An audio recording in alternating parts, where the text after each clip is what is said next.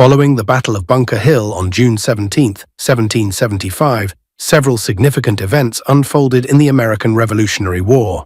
Despite the British victory at Bunker Hill, the battle did not end the Siege of Boston, which had begun on April 19, 1775, after the battles of Lexington and Concord.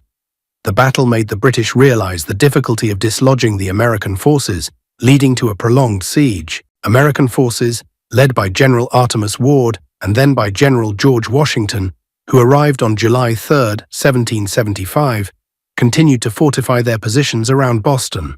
On July 3, 1775, George Washington officially took command of the Continental Army in Cambridge, Massachusetts. His leadership was crucial in unifying the disparate colonial militias. In July 1775, the Continental Congress sent the Olive Branch Petition to King George III, attempting to avoid a complete break with Great Britain. However, King George rejected it, declaring the colonies in rebellion. Declaration of the Causes and Necessity of Taking Up Arms. This document, approved by Congress in July, explained why the colonies felt compelled to take up arms against Britain. Fort Ticonderoga, capture. Earlier in May 1775, Ethan Allen and Benedict Arnold captured Fort Ticonderoga, securing valuable artillery. Transport of artillery.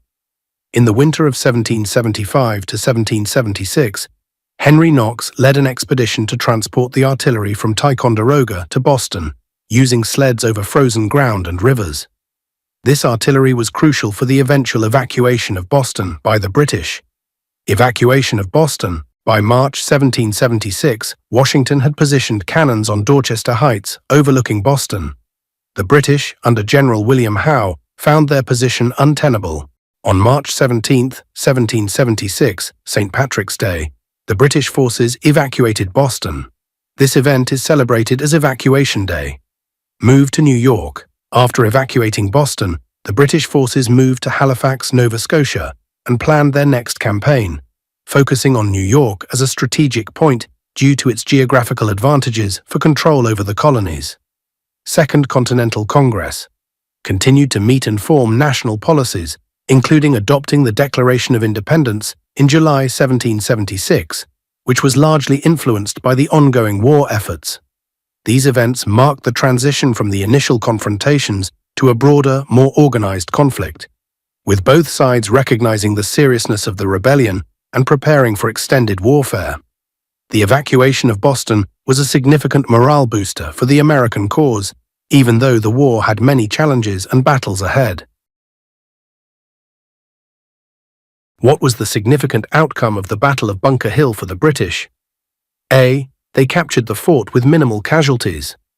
B. They realized the difficulty of dislodging American forces, leading to a prolonged siege. C. They immediately ended the Siege of Boston. D. They decided to retreat back to England. Who took command of the Continental Army after arriving in Cambridge, Massachusetts? A. General Artemas Ward. B. Ethan Allen. C. George Washington. D. Benedict Arnold.